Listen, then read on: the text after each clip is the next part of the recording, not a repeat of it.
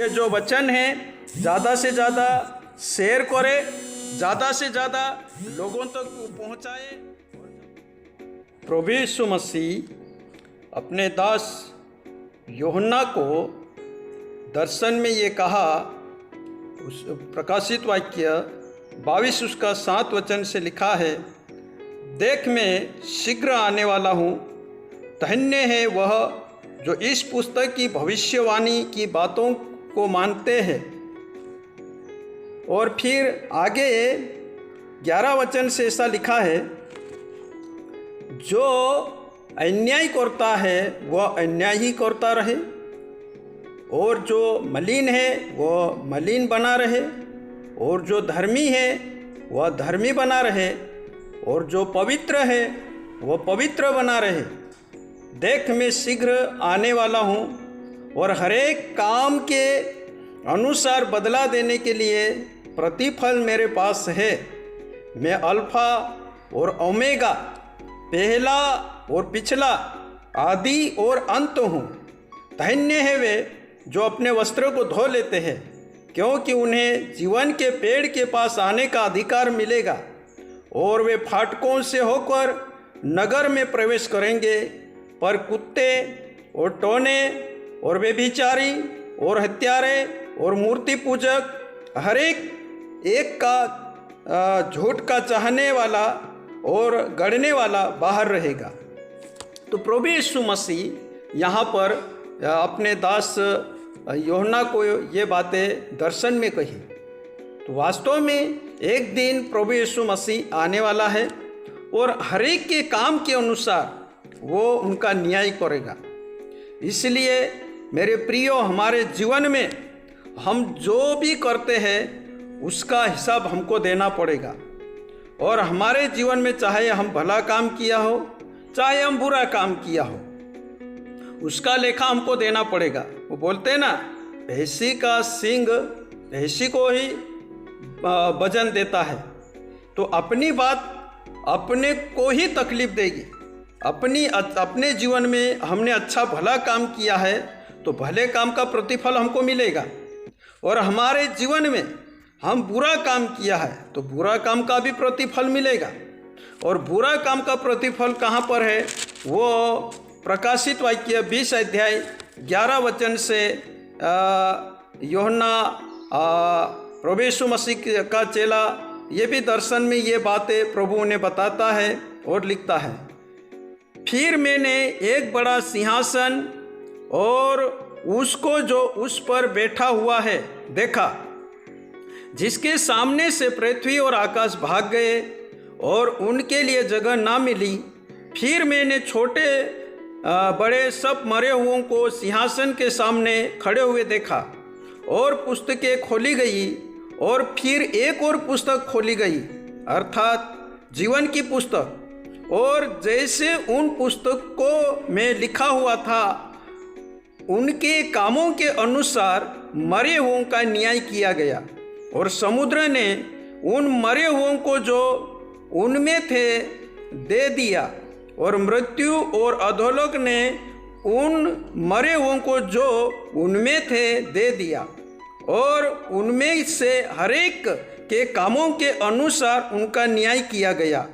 और मृत्यु और अधोलोक भी आग की झील में डाले गए। यह आग की झील तो दूसरी मृत्यु है।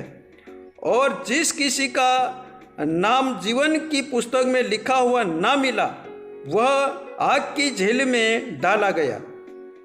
तो यहाँ पर जैसा लोग काम करेंगे वैसा उनका न्याय होगा।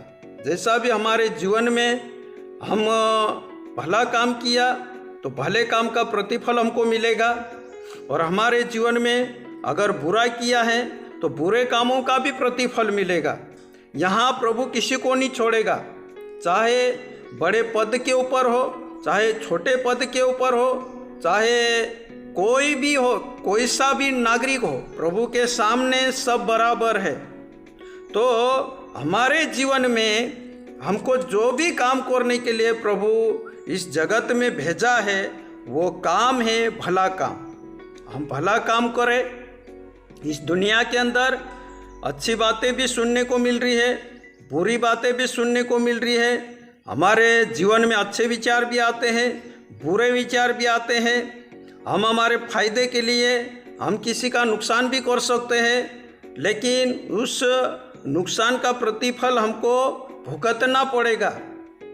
और अगर हम किसी का फायदे के लिए काम करते हैं तो उस फायदे का प्रतिफल हमको मिलेगा। अगर हम किसी का भला किया तो उस भले का प्रतिफल हमको मिलेगा। और यहाँ पर प्रभु यीशु मसीह ने स्वयं कहा, मैं पहला भी हूँ, मैं अंत भी हूँ, और मैं अल्फा ओमेगा हूँ, शुरू से लेकर अंत तक मैं हूँ। प्रभु यीशु मसीह मतलब शुरू से जब परमेश्वर ये सारी सृष्टि को रचा, उस समय से प्रभु यीशु मसीह परमेश्वर के साथ थे। इसलिए वो प्रभु यीशु मसीह ने क्या होने वाला है अंत के दिनों में, प्रभु यीशु मसीह को ये सारी बातें मालूम थी।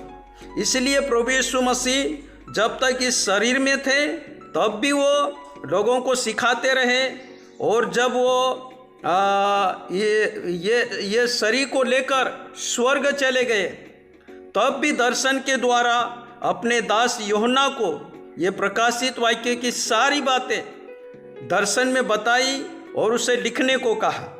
इसलिए ये सब सारी बातें जो यूहन्ना प्रभु यीशु मसीह का चेला है, वो पतमुस टापू के अंदर ये सब सारी बातें को लिखा। तो मेरे प्रियो, ये जो लिखा हुआ है ये सब पूरा होना है, ये 100% पूरा होना है। इसलिए हम कभी ये ना सोचे कि प्रभु यीशु मसीह 2000 वर्ष से पहले आया, ये तो अभी का प्रभु है, ऐसा ना समझे। प्रभु यीशु मसीह जब ये सृष्टि की रचना हुई तब से वो परमेश्वर के साथ था, और परमेश्वर के साथ में ये सृष्टि रचने का काम किया। और जब पहला आदम को बनाया उस समय में भी प्रभु यीशु मसीह परमेश्वर के साथ थे। और कई भविष्यवक्ता जब बीते दिनों में जो भविष्यवाणी की, लोगों को सिखाया, तो उनके साथ में भी रहकर प्रभु यीशु मसीह काम किया। और 2000 साल पहले मानव जाति को शिक्षा देने के लिए वो मनुष्य के रूप में इस पृथ्वी के ऊपर प्रकट हुए, और वो लोगों को अच्छी बातें सिखाते रहे और अच्छा जीवन जीने के बारे में सिखाया। और हमें स्वर्ग राज्य कैसा मिलेगा, यहाँ पर हम कैसा जीवन जिएंगे, कैसा रहेंगे, तब हमको स्वर्ग राज्य मिलेगा, उसके बारे में प्रभु यीशु मसीह सिखाते रहा। और आज भी जो प्रभु के दास है, प्रभु के सेवक है, जो दुनिया के अंदर काम कर रहे हैं, वो हमको स्वर्ग जाना है या स्वर्ग को हमको हासिल करना है, तो यहाँ पर हमको कैसा जीवन जीना चाहिए, ये जीवन में हमको कैसा रहना चाहिए, ये सारी बातें प्रभु के दास सिखाते हैं। प्रभु के दास जितने भी इस दुनिया के अंदर काम कर रहे हैं, किसी को चोरी करना नहीं सिखाते हैं, किसी को लड़ाई करना नहीं सिखाते हैं, किसी को व्यभिचार करना नहीं सिखाते हैं, और किसी को गुंडागर्दी करना नहीं सिखाते हैं, कहीं भी बुरा काम लोगों को नहीं सिखाते। जितने भी प्रभु के दास इस दुनिया भर के अंदर काम कर रहे हैं, वो किसी को गलत नहीं सिखाते हैं, वो एक सही मार्गदर्शन देते हैं। और प्रभु यीशु मसीह जो सच्चाई सिखाई है, वही सच्चाई की बातें लोगों को सिखाते हैं। इसलिए मैं हमारे देश के जितने भी बड़े बड़े नेता हैं, प्रधानमंत्री से लेकर राष्ट्रपति और केंद्रीय मंत्री, सांसद, राज्य के मुख्यमंत्री और राज्य के अंदर विधायक, जितने भी बड़े बड़े नेता हैं और जितने भी बड़े बड़े जो कंपनियों के मालिक हैं, सरकारी कर्मचारी हैं, और जितने भी अधिकारी हैं, छोटा मोटा जो अधिकार लेके बैठे हैं, उन सब लोगों से कहना चाहता हूँ कि आज दुनिया के अंदर जितने भी प्रभु के दास, जो प्रभु के सेवक जो काम कर रहे हैं, प्रभु के जो मिशनरी काम कर रहे हैं, वो किसी का धर्म बदलने का काम नहीं कर रहे हैं, वो उनका जीवन बदलने का काम कर रहे हैं। आज जितने भी मिशनरी छोटा मोटा स्कूल शुरू किया, वो हमारे भविष्य को अच्छा बनाने के लिए। आज मिशनरी स्कूल में जो लोग पढ़ाई कर लिया, वो कलेक्टर का नौकरी मिल गया है, कोई एसडीएम बन गया है, कोई डॉक्टर बन गया है, कोई एसपी डीएसपी बन गया है, कोई अच्छे ऊंचे पद पे नेतागिरी कर रहा है। सबको मतलब अच्छी शिक्षा मिली। आज जितने भी ईसाई मिशनरी है, किसी का धर्म बदलने का काम नहीं करते हैं, वो उनका जीवन बदलने का काम करते हैं। आप अपनी समाज में रहो, अपने लोगों में रहो, अपने राज्य में रहो, अपने देश में रहो, अपने गांव में रहो, आपको जहाँ भी रहना लगे आप वहाँ रहो। लेकिन बात इतना है कि जब हमको अच्छी शिक्षा मिल जाती है तो हम हमारे जीवन को बदल लेते हैं, हमारे मन को बदल लेते हैं, हमारे हृदय को बदल लेते हैं और अच्छा जीवन जीना शुरू कर देते हैं। क्या इस दुनिया में हमको अच्छा जीवन जीने का अधिकार नहीं है क्या? प्रभु हमको इसलिए भेजा कि इस दुनिया में हम अच्छा जीवन जिए और लोगों को भी अच्छा जीवन जीने की शिक्षा दे। तो जितने भी ईसाई मिशनरी है, वो अच्छा जीवन जीने की शिक्षा देते हैं। जब हम इस दुनिया में अच्छा जीवन जिएंगे तो हमको स्वर्गीय जीवन मिलेगा। हमारे मरने के बाद में जो हमारी आत्मा के लिए जो स्वर्गीय जीवन है, वो स्वर्गीय जीवन मिलेगा। अगर हम इस जीवन में अगर हम ऐसा कुछ गलत करते रहेंगे तो यहाँ पर ऐसा लिखा है कि जो जय पाए वह इन वस्तुओं का वारिस होगा और मैं उनका परमेश्वर होऊंगा और वे मेरे पुत्र होगा। पर डरपोकों और अविश्वासियों, घिनौनों, हत्यारों और व्यभिचारियों और टोनों और मूर्ति पूजकों और सब झूठों का भाग उस झील में मिलेगा जो आग और गंधक से जलती रहती है। यह दूसरी मृत्यु है। अगर हम ऐसी गलत बातों में रहेंगे तो हमको ये नरक आग की झील में हमारी आत्मा को फेंक दिया जाएगा। वहाँ हमेशा तड़पना रहेगा, हमेशा वहाँ तड़पन रहेगी। इसलिए मेरे प्रियो, आज जितना भी ईसाई मिशनरियों के ऊपर जो विरोध करते हैं, उन विरोध करने वाले मैं भाइयों से कहना चाहता हूँ, आप सच्चाई को जाने, सच्चाई को सुने, सच्चाई को समझे। अगर आपको हो सके ध्यान से बैठकर इसको सुनना। आप इसको ध्यान से बैठकर सुनोगे तब आपको समझ में आएगा कि सच्चाई क्या है। अगर आप सच्चाई को जानना चाहते हो तो आप जहाँ पर भी ईसाई मिशनरी के लोग जो सत्संग चला रहे हैं, और वहाँ जाकर बैठे और बैठकर सुने कि वो क्या सिखाते हैं और समझे उसको। आप ऐसे ही चले जाओगे वहाँ पे लड़ाई करने के लिए तो आपको कुछ भी समझ में नहीं आएगा। और ये जो परमेश्वर का वचन है, ये परमेश्वर की बातें हैं, ये परमेश्वर की बातें रुकने वाली नहीं है। हम इसको रोक नहीं सकते हैं। इस दुनिया के अंदर हम कई चीज़ को रोक सकते हैं, जैसे पानी को रोक सकते हैं, कहीं और ऐसा हम रोक सकते हैं। जो हवा चलती है, वो हवा को कोई नहीं रोक सकता है। आप कितनी भी ताकत लगा लो, ये जो हवा जो चलती है, इसको कोई नहीं रोक सकता है। आप अपने देश का वो सिरा या अपना क्या बोलना चाहिए, वो काकड़ बोलते हैं, वो बना सकते हैं। यहाँ से ये मेरा देश है, यहाँ से ये मेरा राज्य है, यहाँ से ये मेरा गांव है, यहाँ से मेरा ये खेती का सेड़ा है। ऐसा करके आप कुछ कर सकते हो। लेकिन परमेश्वर का सुसमाचार, परमेश्वर का वचन कभी रुकने वाला नहीं है। वो दिन प्रतिदिन आगे बढ़ने वाला है। शैतान भी प्रभु यीशु मसीह को मार के सोचा कि ये मैं प्रभु के काम को, प्रभु के सुसमाचार को, प्रभु के वचन को आगे नहीं बढ़ने दूंगा, रोकूंगा। ऐसा उसने बड़ी ताकत लगाया। लेकिन प्रभु यीशु मसीह मुर्दों में से भी जीवित होकर अपने सुसमाचार को बांटा और दर्शन के द्वारा, सपनों के द्वारा, अपनी पवित्र आत्मा के द्वारा कई अपने दासों को खड़ा कर दिया। तो आज मेरे प्रियो, यहाँ पर ये प्रभु का जो सुसमाचार है, प्रभु का जो वचन है, कभी रुकने वाला नहीं है। आज देश दुनिया के जो प्रधानमंत्री है, राष्ट्रपति है, जितने भी बड़े बड़े जो अधिकारी है, वे सब ये प्रभु के वचनों को सुने, समझे। हम आप लोगों के लिए भी दुआ करते हैं, चाहे आप कोई से भी समाज के हो, कोई सी भी पार्टी हो। हम ईसाई मिशनरियों को हम कोई पार्टी से या कोई समाज से हमारा कोई मतलब वैसा बुरा सोच नहीं है।